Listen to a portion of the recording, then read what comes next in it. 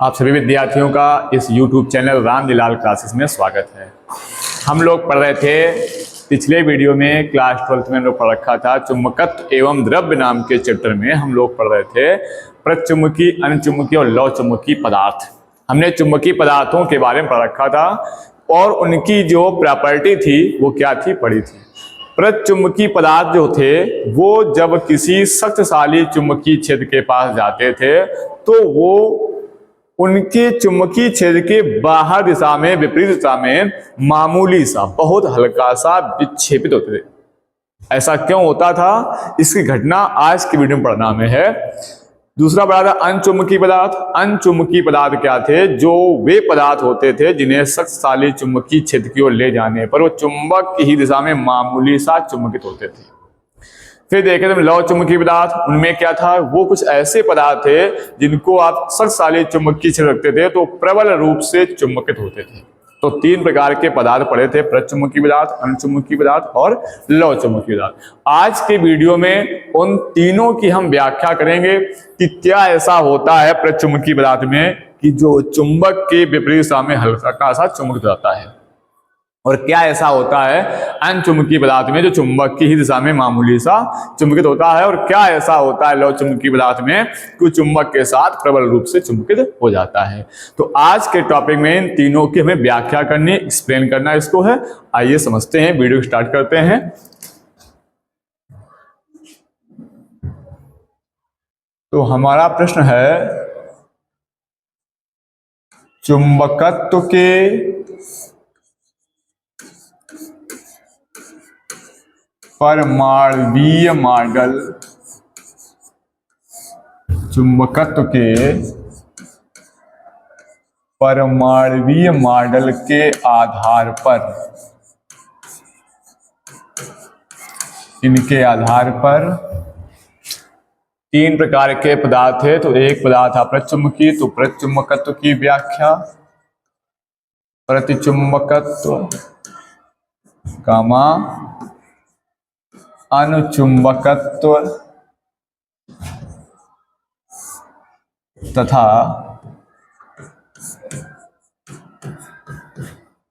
लौह चुंबकत्व की व्याख्या। ये कहने में बड़ा स्टाइलिश लगता है, बड़ा ही इंटरेस्टिंग लगता है। प्रतिचुंबकत्व का अनुचुंबकत्व तथा लौह चुंबकत्व की व्याख्या। चुंबकत्व के परमाणुवीय मॉडल के आधार पर प्रतिचुंबकत्व का अनुचुंबकत्व तथा लौह चुंबकत्व की व्याख्या।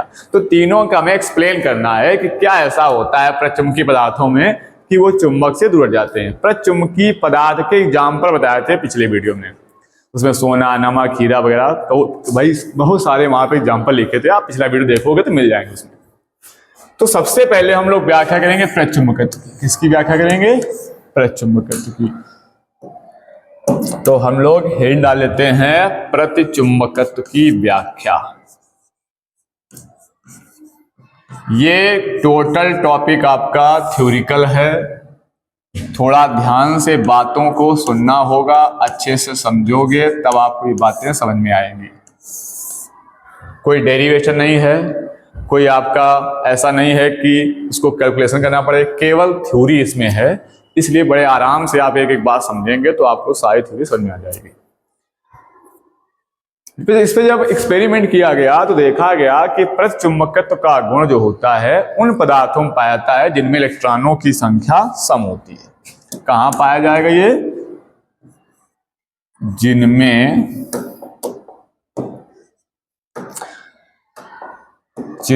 इलेक्ट्रॉनों की संख्या सम होती है,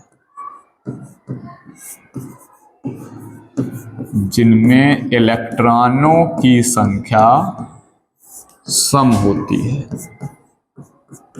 सम आप समझते हैं, साइंस के विद्यार्थी हो तो मैथ भी पढ़ी होगी आपने। इलेक्ट्रॉन संख्या कैसी होती है? सम, इवन नंबर में होते हैं, 2, 4, 6, 8, 10, 12। और जब सम संख्या में होते हैं तो दो इलेक्ट्रॉन आपस में एक जोड़ा बनाते हैं, युग्म बनाते हैं। 2 इलेक्ट्रॉन मिल गए, उन्होंने एक एक इलेक्ट्रॉन का युग्म बना लिया। 4 इलेक्ट्रॉन है तो एक एक के 4 जोड़े बन गए। तो ऐसे एक एक इलेक्ट्रॉन मिलकर के युग्म बना देते हैं। और इलेक्ट्रॉन का काम क्या था? कक्षा में नाभिक के चारों ओर कक्षा में चक्रण गति करना। तो यहाँ इलेक्ट्रॉन भी क्या कर रहा होगा? अपनी कक्षा में चक्रण गति कर रहा होगा। लेकिन जब 2 इलेक्ट्रॉन हैं, एक एक का युग्म बना चुके हैं, तो एक इलेक्ट्रॉन का जो चक्रण होता है यहाँ पर और दूसरे इलेक्ट्रॉन का जो चक्रण होता है वो एक दूसरे के विपरीत दिशा में होता है। क्या हम कह रहे हैं कि जब इलेक्ट्रॉन सम होंगे तो एक एक इलेक्ट्रॉन मिल करके क्या बनाएंगे? युग्म बनाएंगे। एक इधर इलेक्ट्रॉन, एक इधर इलेक्ट्रॉन, 2 इलेक्ट्रॉन थे ये, इन दोनों इलेक्ट्रॉनों ने एक जोड़ा बनाया, युग्म बनाया। अब एक इलेक्ट्रॉन का चक्रण है, अगर वो है क्लॉकवाइज तो दूसरे इलेक्ट्रॉन का चक्रण होगा एंटी क्लॉकवाइज, यानी विपरीत दिशा में घूमते हैं। एक इलेक्ट्रॉन का चक्रण दूसरे इलेक्ट्रॉन के चक्रण के सदैव विपरीत दिशा में होगा। अब इससे क्या होता है? इलेक्ट्रॉन के चक्रण गति करने से चुंबकीय आघूर्ण उत्पन्न होता है, ये आप पिछले वीडियो में पढ़ चुके हैं। जैसे इलेक्ट्रॉन चक्रण गति करेगा तो ये क्या उत्पन्न करेगा? चुंबकीय आघूर्ण उत्पन्न करेगा। ये इलेक्ट्रॉन जब चक्रण गति करेगा तो ये भी चुंबकीय आघूर्ण उत्पन्न करेगा। जब दोनों का चक्रण एक समान हो रहा है लेकिन दिशा विपरीत है, तो मान लीजिएगा इस y इलेक्ट्रॉन ने अपना चुंबकीय आघूर्ण उत्पन्न किया m1 और दूसरे इलेक्ट्रॉन ने चुंबकीय आघूर्ण उत्पन्न किया m2। ये इलेक्ट्रॉन था, ये इलेक्ट्रॉन था। लेकिन जब एक ही कक्षा में घूम रहे होंगे तो इनका चुंबकीय आघूर्ण दोनों का बराबर होगा। वो मान लीजिएगा कुछ भी मान लो m आया। अब अगर इनका हम नेट चुंबकीय आघूर्ण निकालें, क्या निकालें? नेट चुंबकीय आघूर्ण। तो चुंबकीय आघूर्ण एक वेक्टर क्वांटिटी है, ये आप पीछे पढ़ के आए हो। तो जब नेट चुंबकीय आघूर्ण निकालेंगे वो मान लो m डैश है। अब दोनों का डायरेक्शन उल्टा है, तो जब 2 वेक्टर राशियां, 2 सदिश राशियां विपरीत दिशा में होती हैं तो उनके बीच एंगल बनता है 180 अंश। तो उनका परिणामी निकाल जो आता है घट जाती है वैल्यू, यानी यहां से निकल के आएगा m डैश बराबर m1 माइनस m2। और जब दोनों का चुंबकीय आघूर्ण समान है, ये भी m है, ये भी m है, तो चुंबकीय आघूर्ण की जो नेट वैल्यू आपको प्राप्त होगी वो क्या मिलेगी? 0। यानी इसके परमाणु का जो नेट चुंबकीय आघूर्ण बना वो कितना बना? 0 बना। चुंबकीय आघूर्ण तो है लेकिन जब परिणामी निकाला गया तो परिणामी चुंबकीय आघूर्ण कितना आया? 0 आया। अब हर परमाणु के अंदर यही नेट चुंबकीय आघूर्ण 0 होता जाएगा, तो वो खुद से कोई चुंबकत्व तो नहीं दिखा पाएगा क्योंकि उसका नेट चुंबकीय आघूर्ण क्या है? 0 है। लेकिन जब इसी पदार्थ को, जिस पदार्थ में घटना हो रही थी, उस पदार्थ को हम किसी जब शक्तिशाली चुंबकीय क्षेत्र में ले जाते हैं,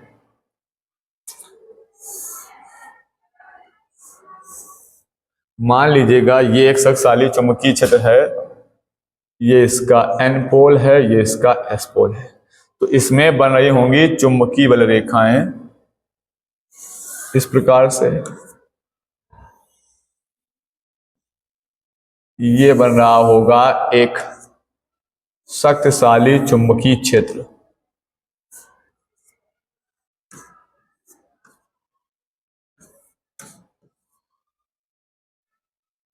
ये इस प्रकार से एक शक्तिशाली चुंबकीय क्षेत्र है। अब हम किसी पदार्थ को, जिसकी ये कंडीशन थी, उस पदार्थ को यहां पे लेकर आ गए। मान लो उस पदार्थ को यहां पे रखा, तो जैसे रखते हैं तो होता क्या है, इसमें से एक इलेक्ट्रॉन का चक्रण तीव्र हो जाता है। 2 इलेक्ट्रॉन युग्म था, इलेक्ट्रॉन ये था, मान लो इलेक्ट्रॉन ये था, तो एक का चक्रण तीव्र हो जाता है। मान लो इसका चक्रण हो गया तीव्र, फास्ट हो गया, इसका चक्रण मान लो तीव्र हो गया, इसका चक्रण मान लो धीमा हो गया। जैसे ही आप इस पदार्थ को शक्तिशाली चुंबकीय क्षेत्र रखोगे तो जो युग्म के 2 इलेक्ट्रॉन थे उनमें से एक इलेक्ट्रॉन का चक्रण, पहले दोनों को बराबर थे, अब लेकिन चुंबकीय क्षेत्र के प्रभाव के कारण एक इलेक्ट्रॉन का चक्रण तीव्र हो जाता है और दूसरे इलेक्ट्रॉन का चक्रण मंद हो जाता है। इसकी वजह से क्या होता है, अब जो तीव्र है उसका चुंबकीय आघूर्ण ज्यादा हो जाएगा और जो मंद हो गया उसका चुंबकीय आघूर्ण कम हो पाएगा। यानी जो यहाँ कंडीशन थी कि चुंबकीय आघूर्ण समान है, वो यहाँ समान नहीं रहेगा। तो इसमें क्या होगा, एक चुंबकीय आघूर्ण जो नेट चुंबकीय आघूर्ण है, मान लो एग्जाम्पल समझें अगर हम, तो मान लो इसने चुंबकीय आघूर्ण बना दिया M1 बराबर मान लीजिएगा 12 और इसने बना पाया M2 बराबर मान लो 10। अब दोनों का चुंबकीय आघूर्ण समान नहीं है, तो अब अगर आप नेट चुंबकीय आघूर्ण निकालोगे, इस जगह पर नेट चुंबकीय आघूर्ण, तो आप देख सकते हो नेट चुंबकीय आघूर्ण M डैश बराबर M1 माइनस M2 जब करोगे तो 12 माइनस 10 तो कितना निकलेगा आपका 2। तो अब इसमें चुंबकीय आघूर्ण प्रेरित हो गया। यहाँ नेट चुंबकीय आघूर्ण शून्य था, लेकिन यहाँ शून्य नहीं है, चूंकि एक का चक्रण तीव्र हो गया, एक का चक्रण मंद हो गया है, एक का चुंबकीय आघूर्ण ज्यादा हो गया, एक का कम हो गया है। अब इसमें चुंबकीय आघूर्ण उत्पन्न हो गया। वो जो चुंबकीय आघूर्ण उत्पन्न हुआ है उसकी वजह से जो चुंबकीय क्षेत्र बनता है, वो चुंबकीय क्षेत्र इस चुंबक के विपरीत दिशा में रहता है। इसका जो चुंबकीय आघूर्ण बनता है वो इस चुंबक के विपरीत, क्योंकि बहुत छोटा चुंबकीय आघूर्ण है तो ये बहुत हल्का सा चुंबकीय बनाएगा, बहुत क्षीण चुंबकीय, जिसकी दिशा इसके विपरीत होगी। इस वजह से ये चुंबक से हल्का सा क्या हो जाएगा, प्रतिकर्षित हो जाएगा, दूर हट जाता है। ये होती है प्रचुंबकत्व की पूरी कहानी। क्या समझे आप? पूरा ऐसा बताते हैं, आप इसको लिखते जाइए कि प्रचुंबकत्व का गुण उन पदार्थों में पाया जाता है जिनके परमाणुओं में इलेक्ट्रॉनों की संख्या सम होती है। इसमें दो इलेक्ट्रॉन मिल करके एक युग्म बना लेते हैं। अब इसमें एक इलेक्ट्रॉन का चक्रण दूसरे इलेक्ट्रॉन के चक्रण के विपरीत दिशा में होता है, जिसके कारण इनके द्वारा उत्पन्न चुंबकीय आघूर्ण का नेट चुंबकीय आघूर्ण शून्य हो जाता है। परंतु जब इन पदार्थों को किसी शक्तिशाली चुंबकीय क्षेत्र में रखा जाता है तो उनमें एक इलेक्ट्रॉन का चक्रण तीव्र, जो युग्म का एक इलेक्ट्रॉन था उस युग्म के एक इलेक्ट्रॉन का चक्रण तीव्र और दूसरे इलेक्ट्रॉन का चक्रण धीमा हो जाता है, जिसकी वजह से नेट चुंबकीय आघूर्ण शून्य नहीं होता है। और इसमें एक चुंबकीय आघूर्ण की वजह से एक बहुत ही सूक्ष्म चुंबकीय क्षेत्र उत्पन्न होता है, जिसकी दिशा बाह्य चुंबकीय क्षेत्र के विपरीत दिशा में होती है। फलस्वरूप ये शक्तिशाली चुंबकीय आने पर चुंबकीय क्षेत्र के विपरीत दिशा में मामूली सा विक्षेपित हो जाता है। ये व्याख्या हो गई प्रचुंबकत्व। अब हम लोग चलते हैं अनचुंबकत्व की व्याख्या की ओर। आइए देखिएगा। तो अगला टारगेट हमारा हो गया अनचुंबकत्व की व्याख्या।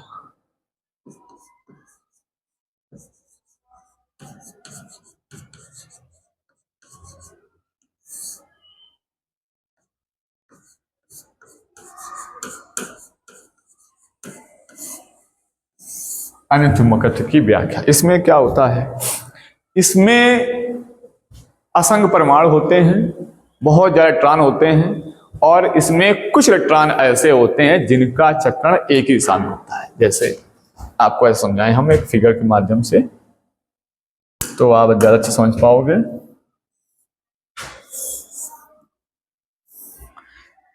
इसके अंदर माई इलेक्ट्रॉन है, कोई इलेक्ट्रॉन इधर जा रहा है, कोई इधर जा रहा है, कोई इधर जा रहा है, कोई इधर जा रहा है, लेकिन कुछ इलेक्ट्रॉन ऐसे होते हैं जिनका चक्रण एक ही दिशा में होता है। ऐसे बाकी वही काम इस प्रकार से। कुछ इलेक्ट्रॉन अधिक इलेक्ट्रॉन होते हैं जिनका चक्रण एक ही दिशा में होता है। जो इलेक्ट्रॉन चक्रण होता है तो इनके अंदर उत्पन्न होता है चुंबकीय आघूर्ण। क्या होता है? चुंबकीय आघूर्ण। इनमें स्थायी चुंबकीय आघूर्ण होता है क्योंकि इसके अंदर है, लेकिन ऐसे बहुत सारे परमाणु आपको मिलेंगे एक पदार्थ के अंदर, और हर परमाणु में जो चुंबकीय आघूर्ण बनता जाएगा, लेकिन वो परमाणु होते हैं अनियमित रूप से विन्यासित होते हैं पदार्थ के अंदर। तो उनका जो नेट चुंबकीय आघूर्ण आता है सभी पदार्थों का, सभी परमाणुओं का, सभी परमाणुओं का जो नेट चुंबकीय आघूर्ण निकलता है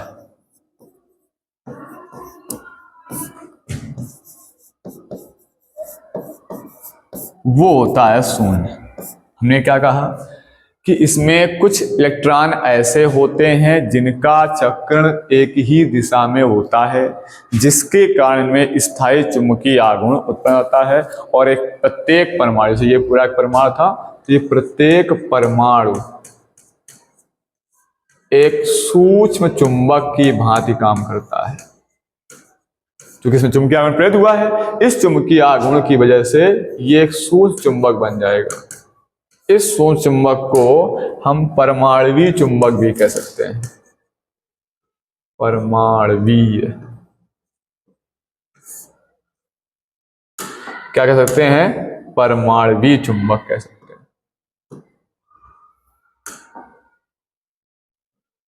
इसको हम कहते हैं क्या? परमाणुवीय चुंबक। यानी प्रत्येक परमाणु क्या बन गया? एक परमाणुवीय चुंबक बन जाता है। लेकिन ये सभी परमाणुवीय चुंबक या परमाणु अनियमित रूप से विन्यास होते हैं। ये पदार्थ के अंदर कैसे होते हैं? अनियमित रूप से, उल्टा सीधे होते हैं। अनियमित रूप से होने के कारण इन पदार्थों का जो सभी परमाणुओं का जो नेट चुंबकीय आघूर्ण बनता है वो क्या हो जाता है? 0 हो जाता है, 0 हो जाता है। अब क्या होता है, जब इसको हम उसी शक्तिशाली चुंबकीय क्षेत्र की ओर ले जाते हैं,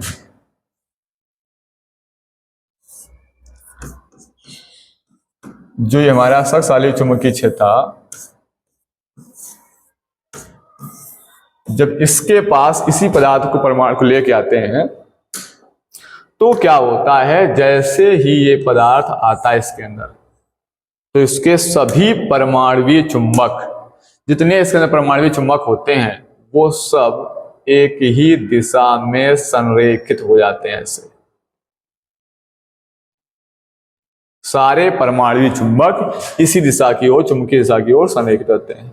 और इसमें जो चुंबकीय बनता है वो चुंबकीय क्षेत्र की दिशा की ओर जाता है, और ये फलस्वरूप चुंबक से हल्का सा चुंबकित हो जाते हैं। क्योंकि इनकी कंडीशन क्या थी?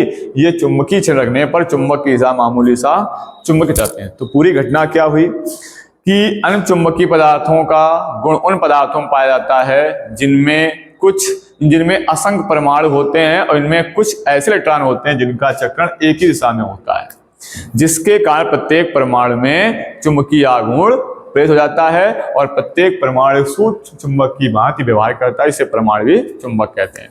लेकिन पदार्थ के अंदर ये सभी परमाणुवीय चुंबक अनियमित रूप से विन्यासित होते हैं, जिसके कारण इनका जो नेट चुंबकीय आघूर्ण होता है वो क्या हो जाता है? 0 हो जाता है। परंतु जब इन पदार्थों को किसी शक्तिशाली चुंबकीय क्षेत्र में रखा जाता है तो प्रत्येक परमाणुवीय चुंबक उस बाह्य चुंबकीय क्षेत्र दिशा की ओर संरेखित हो जाता है, जिससे उत्पन्न चुंबकीय क्षेत्र जो होता है उसका सपोर्ट करता है, उसी दिशा में संरेखित होता है, जिसके कारण वो चुंबक की दिशा में मामूली सा, बहुत हल्का सा चुंबकित हो जाते हैं। ये थी अनचुंबकित की व्याख्या। अब हम लोग चलते हैं लौह चुंबकत्व की व्याख्या। ये सारी बात आपको लिखनी पड़ेगी, टोटल थ्योरिटिकल है। जो लौह चुंबकत्व की व्याख्या है ये डोमेन सिद्धांत पर है।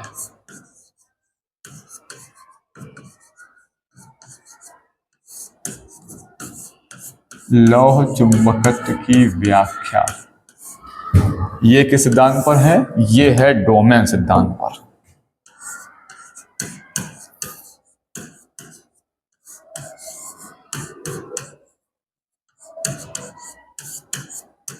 क्या है डोमेन सिद्धांत? लौह चुंबकत्व का जो गुण होता है वो लगभग अन्य चुंबकत्व के ही समान होता है, अर्थात इनमें भी स्थायी चुंबकीय आघूर्ण होता है, परंतु इनमें कुछ जटिल अन्योन्य क्रियाएं होती हैं, जिसके परिणाम स्वरूप क्या होता है कि इसमें असंख्य परमाणुओं के प्रभावी क्षेत्र बन जाते हैं। लगभग 10⁻17 परमाणु से लेकर के 10⁻21 परमाणु तक के मिलकर के प्रभावी क्षेत्र बनाते हैं, जिन्हें हम डोमेन कहते हैं। क्या कहते हैं? डोमेन। इसके अंदर जो प्रभावी क्षेत्र बनते हैं उसमें 10⁻17 से लेकर के 10⁻21 परमाणु होते हैं, और इनके जो क्षेत्र बनते हैं इसी को हम लोग डोमेन कहते हैं डोमेन। और प्रत्येक डोमेन क्या होता है? ये एक तीव्र चुंबक की भांति कार्य करता है। प्रत्येक डोमेन एक तीव्र चुंबक की भांति कार्य करता है, लेकिन ये डोमेन भी परमाणु के अंदर अनियमित रूप से विन्यासित होते हैं। तो अनियमित रूप से होने की वजह से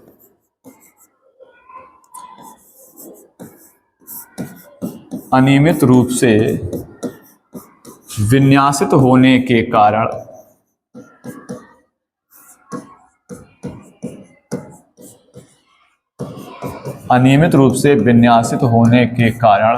इनका जो नेट चुंबकीय आघूर्ण होता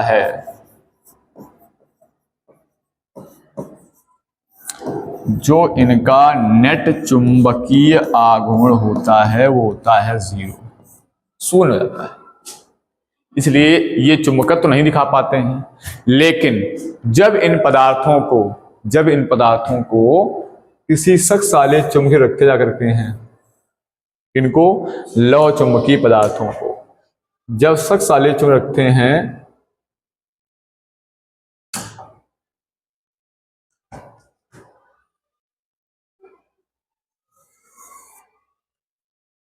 ये हो गया सक्साली चुंबकीय क्षेत्र। जब यहां रखते हैं आकर के इसमें, तो जितने भी इस परमाणु के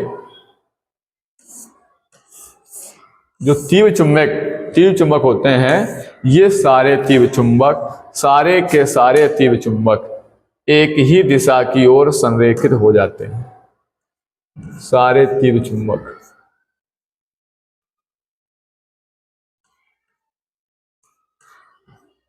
इस प्रकार से सारे तीव्र चुंबक एक ही दिशा में आते हैं। जो जगह सब फैले हुए थे वो सारे एक ही डायरेक्शन में आते हैं और ये प्रबल चुंबकीय क्षेत्र उत्पन्न करते हैं और ये प्रबल रूप से चुंबकीय दिशा में चुंबकित हो जाते हैं। प्रबल रूप से अनचुंबकत्व में बहुत मामूली सा चुंबित होते हैं, क्योंकि वहां एक परमाणुवीय चुंबक था, बहुत सूक्ष्म चुंबक था। ये डोमेन बना करके तीव्र चुंबक बना है, इसके कारण तीव्र चुंबकित बनता है और ये प्रबल रूप से चुंबकित हो जाता है। तीनों कंडीशनों में क्या था, जो प्रचुंबकीय पदार्थ होते हैं, प्रचुंबकीय पदार्थों की हमने कही थी जो चुंबकशीलता होती है, अपेक्षित चुंबकशीलता, वो म्यू आर का मान 1 से कम होता है। और जो अनचुंबकीय पदार्थ होते हैं उनमें अपेक्षित चुंबकशीलता का मान 1 से अधिक होता है। और जो आपके लौह चुंबकीय पदार्थ होते हैं, इनकी चुंबकशीलता का जो मान होता है वो 1 से वेरी वेरी ग्रेटर 1 होता है, 1 से बहुत ज्यादा होता है। ये सब चीजें आप पीछे पढ़ चुके थे। तो ये थी व्याख्या प्रचुंबकत्व की, अनचुंबकत्व की और लौह चुंबकत्व। थोड़ा हमने शॉर्ट में कर दी है क्योंकि वीडियो बहुत लंबा हो जाएगा। आपको लिखने बता दिया, लिखना कैसे आप लिख सकते हो। अब इसमें एक परिभाषा पूछी जाती है, विचुंबकन किसे कहते हैं। विचुंबकन क्या होता है? तो विचुंबकन घटना तब होती है जब आप किसी चुंबक को पीटते या पटकते हो। अगर चुंबक को आप पीटते हो या पटकते हैं तो इसके अंदर के जो डोमेन होते हैं, ये जो डोमेन अभी आपने पढ़े, ये डोमेन सब अस्त व्यस्त हो जाते हैं। और डोमेन का अस्त व्यस्त होना ही, डोमेन का अस्त व्यस्त हो जाना ही क्या है? विचुंबकन है। इसे हम क्या कहते हैं? विचुंबकन कहते हैं। और एक काम करते हैं कि जो चुंबक होता है उसमें होती हैं चुंबकीय रेखाएं, उसमें सामर्थ्य होती है। अगर वो चुंबक पृथ्वी के संपर्क में बना रहेगा तो उसकी चुंबकशीलता क्षीण होती जाएगी। इसके लिए हम एक चुंबकीय रक्षक बनाते हैं। उसके लिए चुंबकों को कुछ इस प्रकार सेट किया जाता है कि एक चुंबक ये जैसे है, इसका ये नॉर्थ पोल, ये दरियास पोल, एक यहां चुंबक लगा दिया, इसका ये एस पोल और ये नॉर्थ पोल, और यहां लगा देते हैं लकड़ी गुटके वगैरह।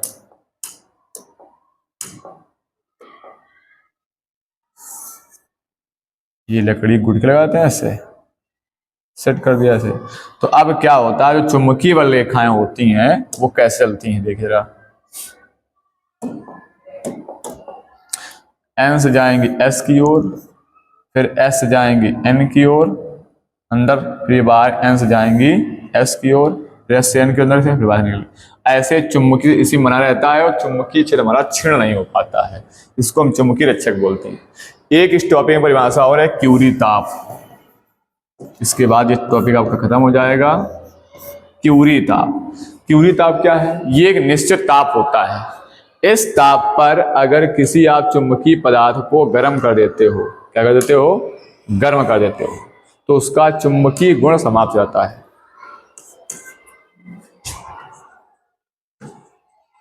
चुंबकीय पदार्थ को गर्म करने पर उसका चुंबकीय गुण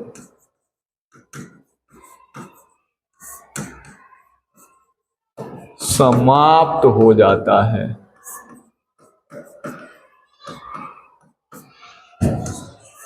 वह निश्चित ताप एक ऐसा निश्चित ताप होता है जिस पर चुंबकीय पदार्थ को गर्म करोगे तो उसका चुंबकीय गुण समाप्त हो जाएगा, परंतु ठंडा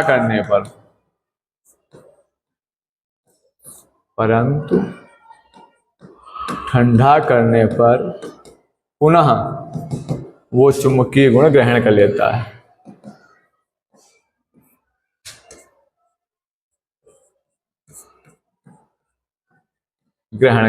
जैसे ठंडा करोगे आप, वो फिर से अपने चुंबकीय गुणों को ग्रहण कर लेता है। जैसे देखा गया कि अगर लोहा आपके पास है, लोहा एक चुंबकीय पदार्थ है, इसके चुंबकीय गुण होते हैं। अगर इस लोहे को आप 770 डिग्री सेंटीग्रेड टेम्परेचर पर गर्म कर दोगे तो इसके चुंबकीय गुण समाप्त हो जाएंगे, और जैसे ठंडा करोगे फिर चुंबकीय गुण आ जाएंगे। तो लोहे का क्यूरी ताप कितना होता है? 770 डिग्री सेंटीग्रेड। ये क्या है? लोहे का क्यूरी ताप है। इस ताप पर इसका चुंबकीय गुण समाप्त हो जाएगा।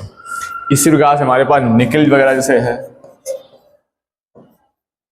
तो अगर हम निकल को 1158 डिग्री सेंटीग्रेड ताप पर गर्म कर दें तो इसका चुंबकीय गुण समाप्त हो जाएगा, और जब इसको ठंडा करेंगे तब फिर चुंबकीय गुण ग्रहण कर लेगा। तो इसका क्यूरी ताप कितना होता है? 1158 डिग्री सेंटीग्रेड। तो ये होता है क्यूरी ताप, वह निश्चित ताप जिस ताप पर किसी चुंबकीय पदार्थ को गर्म करने पर उसका चुंबकीय गुण समाप्त हो जाता है और ठंडा करने पर पुनः वो चुंबकीय गुणों को धारण कर लेता है। उसे हम क्या कहते हैं? क्यूरी ताप। ये अलग अलग क्यूरी ताप होते हैं। तो इस चैप्टर में चुंबकत्व एवं द्रव्य में इतना ही है। कुछ बेसिक चीजें हैं, टोटल थ्योरिकल बातें हैं, डेफिनेशन ज़्यादा हैं। तो अगर आप इसके वीडियो को अच्छे से समझ लेते हैं, पढ़ लेते हैं, तो इससे पूछे जाने वाले क्वेश्चन को आप सॉल्व कर सकते हैं। ये चैप्टर समाप्त हो जाता है। आगे चैप्टर आने वाले हैं, वेरी इंपॉर्टेंट चैप्टर हमारे हैं।